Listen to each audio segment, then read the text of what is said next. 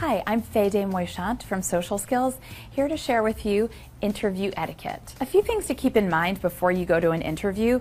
We all get nervous before interviews, so you're not the only one feeling nervous. It's a really normal feeling. But what you can do are a few things just to help make you feel a little bit more comfortable before the big day. Number one is to prepare. Prepare in advance. Do research. No matter what company you're going to, there's research that you can do, thankfully, as a result of the internet. So do your research, find out any information that you can on this organization. Knowledge is empowerment, so be sure to know exactly what this company is all about. Follow them on social media, go onto their Twitter feeds, check them out on Facebook.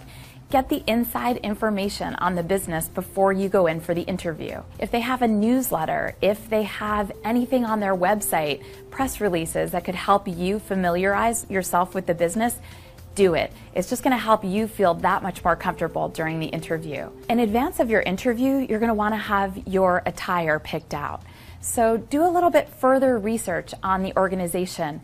If the organization is in the financial industry, you're going to want to be a little bit more buttoned up than if you're going into an interview at a music organization.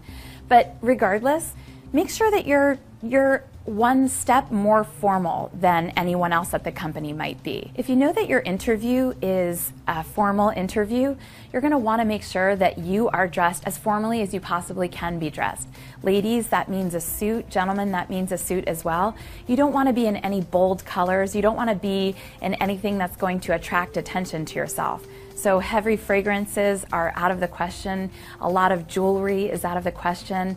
And make sure that you're dressed in a very respectful way of the organization. If anything feels uncomfortable on you before the interview, it's going to look uncomfortable. So if something is too tight, or ladies, if it's too short, don't bother wearing it.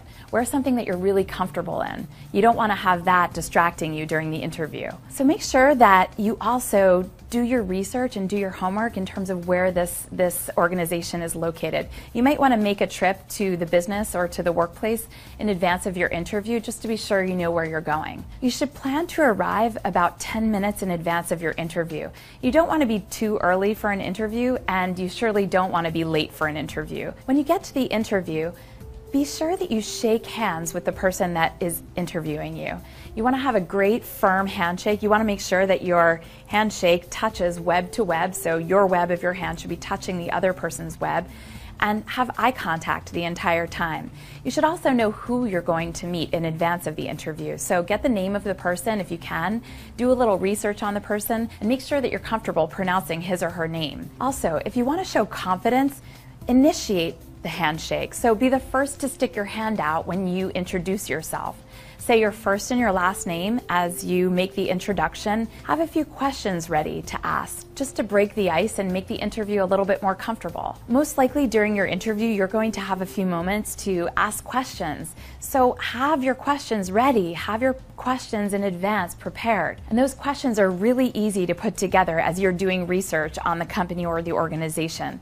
But don't sit and have nothing to ask during the interview. It just shows your engagement in the interview, and it also shows that you've done your homework. At the end of the interview, you're going to want to get up and, again, initiate the handshake with the person and offer your thanks for the interview and your thanks for their time. And you absolutely should send a thank you note after an interview.